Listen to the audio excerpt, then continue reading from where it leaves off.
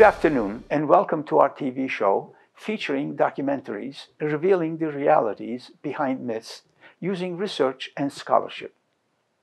I'm your host, Ergün Kırlıkovalı, and I will be with you every Sunday at 4 p.m. Eastern Standard Time. You're welcome to send me your feedback on our website, myths&realities.com, by using #ethocide.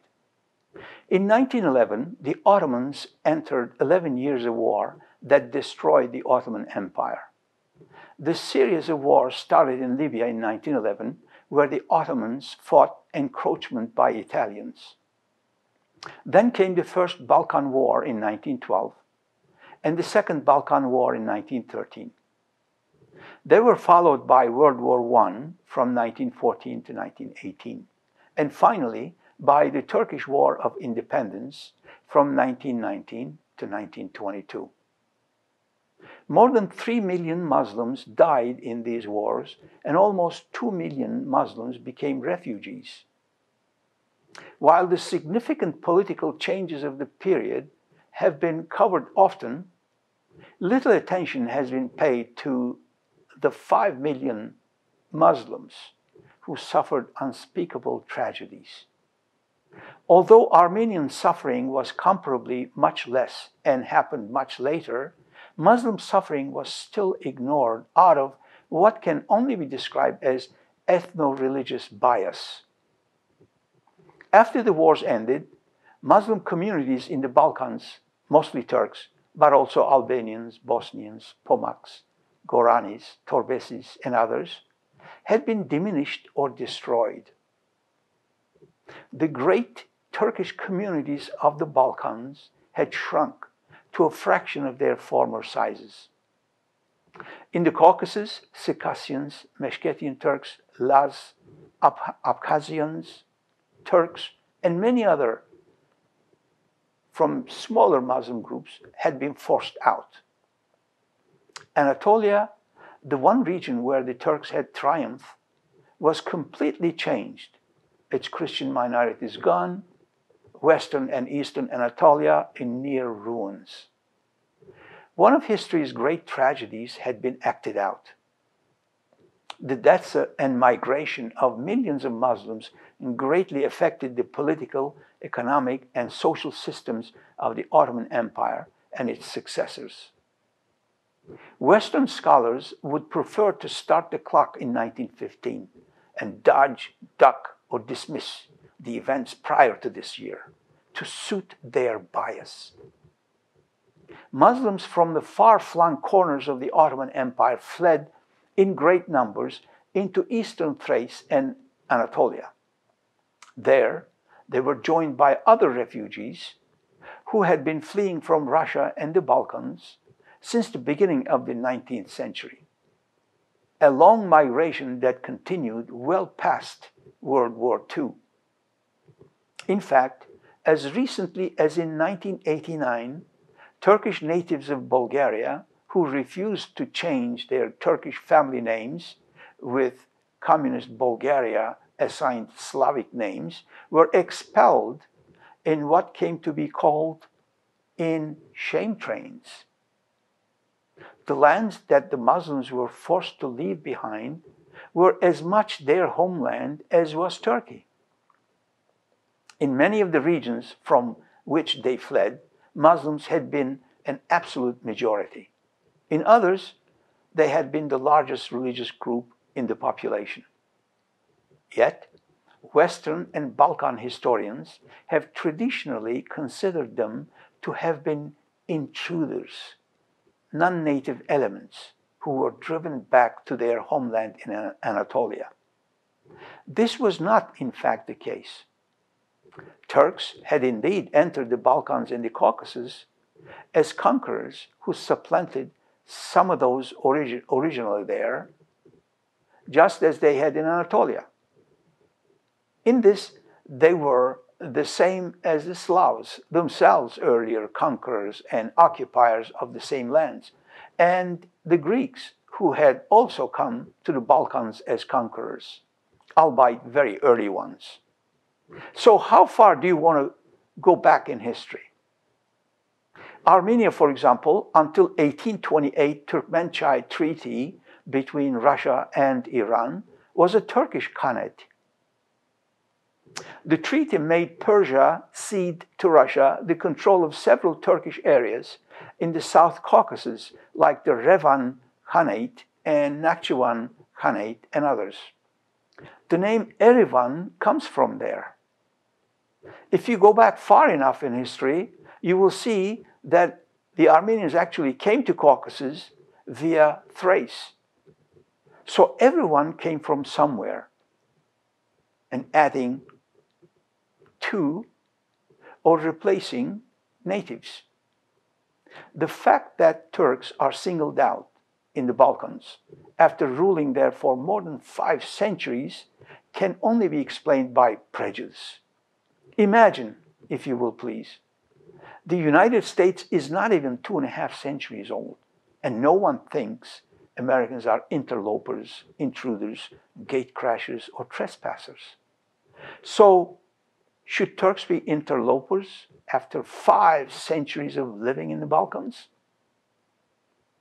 While some may be forgiven for taking the ceaseless Armenian propaganda at face value, it is difficult and painful for people like us, sons and daughters of Turkish survivors of untold massacres of Turks during the Balkan Wars of 1912, 1913, the First World War, and the Turkish Independence War. Turks are perhaps the only nation on earth blamed for defending their own country, their own homeland, their homes, their families. After all, those wars were not fought in London, Paris, Moscow, or New York. They were fought in Gallipoli, Sarıkamış, Adana, Maraş, Baghdad, Jerusalem, Sinai. They were fought on Turkish soil. And no one has ever thought of asking those brutal foreign invaders, what were you doing in Turkey, raining death and destruction upon Turks? What did you expect? Those nameless, faceless Turkish victims by the millions, our predecessors, are killed for a second time today with those long discredited, baseless and absurd political claims of Armenian genocide. And no one stops to think if most, not all, of the Ottoman Armenians did not commit the crime of supreme treason, did not stage bloody armed uprisings, did not join the invading enemy armies, and did not torture and kill their fellow Ottoman citizens of Muslim and Jewish faith, then there would be no relocation order or temporary resettlement. There would be no Tereset. It is time to point the finger at those Armenians, Armenian revolutionaries, deceitful, slandering, backstabbing ingrates. Why did you resort to mutiny and rebellion? And why did you have to murder 518,000 Muslims, mostly Turks? What did you expect the Ottomans would do in return? What kind of reaction by the Ottoman Empire would be acceptable to you? Those genocide claims are racist and dishonest reading of history. They are racist because they deliberately ignore the Turkish dead, 3 million during World War I and Balkan Wars, around 500,000 of them at the hands of Armenian nationalists. As if Turks are somehow subhumans whose suffering do not matter. Forgetting the fact that if the suffering of one side completely ignored, any war, including the American Civil War, may look like genocide. And the allegations of Armenian genocide are dishonest because they dismiss the 6 T's of the Turkish-Armenian conflict. 1, tumult, as in many violent and bloody Armenian armed uprisings, 1862 to 1922. Terrorism by Armenian ultranationalists bent on horrifying and forcing the Muslims to flee Eastern Anatolia to manipulate demographics by ethnic cleansing, in favor of the Armenian population. That lasted from 1871 to 1927. 3. Treason by Armenians joining the invading enemy armies and killing their Muslim neighbors, 1877 to 1920. And 4. Territorial demands where Armenians were a minority and their state would be the first apartheid in the 20th century. 5. Turkish suffering and losses caused by Armenian ultranationalists in and out of Russian, British, and French uniforms, as well as those gangs with no uniforms, and others supporting the bloody Greek invasion of Western Anatolia from 1914 to 1922. 6. Tereset, or temporary resettlement, Tereset, triggered by the first 5 T's above and amply documented as such. 1948 UN Convention on Prevention and Punishment of Genocide provides a highly technical definition of the term genocide, coined by a Polish-Jewish lawyer, Raphael Lemkin, based on the Jewish experience of the Holocaust. While the Armenian speakers mention this UN definition, they readily quote Articles 1 and 3, but curiously ignore Article 69 in a case of selective amnesia, because the latter describe how the adjudications shall be implemented to reach a genocide verdict via due process at a competent tribunal. Genocide label cannot be assigned by academics, journalists, missionaries, diplomats, generals, politicians, activists, or others. There is one and only one venue for that: the International Court of Justice in The Hague, established by the UN. Such a tribunal, a la Nuremberg, had never been convened in the case of Turkish-Armenian conflict, and a genocide verdict does not exist. Armenian lobbyists mention a kangaroo court called the Istanbul Courts Martial of 1919 and 1920, which made a mockery of law by not giving defendants the most basic rights, like right to a lawyer, right to cross-examine prosecutors' evidence, right to produce with expert witnesses, and more. But do not just take my word for it. Read below the ruling of the highest court in Europe. The European Court of Human Rights, ECHR, ruled in 2013, and then again upon appeal in 2015, that the alleged Armenian genocide is an opinion, not a court verdict. As such, it cannot be held equal to the Holocaust. Moreover, since it is an unproven claim, it can be debated, criticized, even rejected, and doing so would be an active exercise of one's free speech right. Outraged by the ruling of the ECHR, the aggressive Armenian lobby appealed. This time, the Grand Chamber of the ECHR took up the issue and, after equally careful deliberations, decided to let stand the lower court ruling.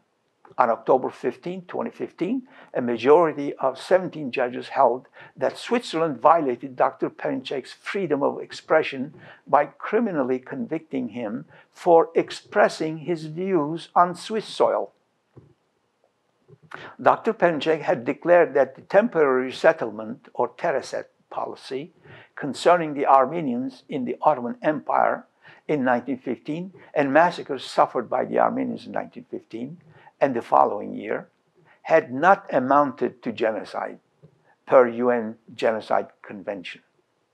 The ruling is a spectacular legal victory for Dr. Perinçek, Turkey, and Turkish Americans. It is a game changer too, as it is final, allowing no more appeals. Thus, the Grand Chamber of ECHR fine-tunes the denial laws and teaches the world that only genocide supported by the verdict of a competent court can be protected by the existing denial laws in Switzerland, France, and Germany.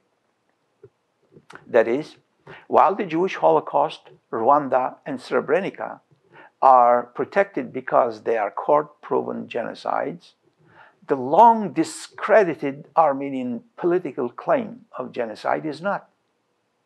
Furthermore, disputing an opinion is not hate speech, as Armenian lobbyists deliberately misrepresented. It is freedom of speech. While we understand that Armenians are sensitive about how 1915 events should be viewed, this sensitivity should not be allowed to blind others to heretofore ignored and or dismissed historical evidence that Armenians were engaged in insurrection, terrorism, treason, torture, and murder of 518,000 Muslims, mostly Turks. Turkish sensitivity and dignity also must be weighed in if fairness and justice are to be served. When all primary sources are honestly considered, it will be seen that the Armenian claim of genocide based on misrepresented 1915 events, in fact, and an intercommunal warfare fought by Christian and Muslim irregulars against the backdrop of a raging world war, as 69 historians and experts on Turkish-Armenian conflict have declared in the New York Times and Washington Post on May 19, 1985.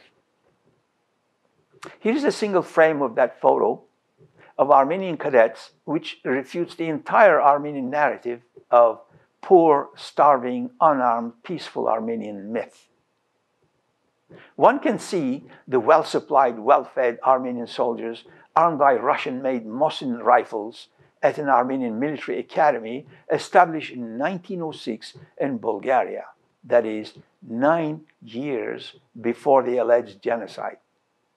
To counter the baseless Armenian claims of genocide, a Turkish American was compelled to join a new companion term back in 2003, ethocide, his humble gift to the English language, whose short definition is systematic extermination of ethics via mass deception for political gain. All ethocidal behavior in future will be challenged under the light of the final verdict of ECHR, which exposed the two soft bellies of the corrupt Armenian narrative, ceaselessly pumped by the corrupt genocide industry, history scholarship, and international law.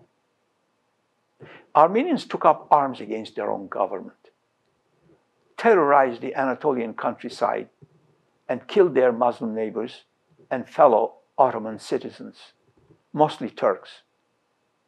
What's even worse is that they handed over the city of Van, that they had cleansed of Muslims, to the Russian commander, and then joined the invading enemy armies, Russian armies, in search of Turks to kill.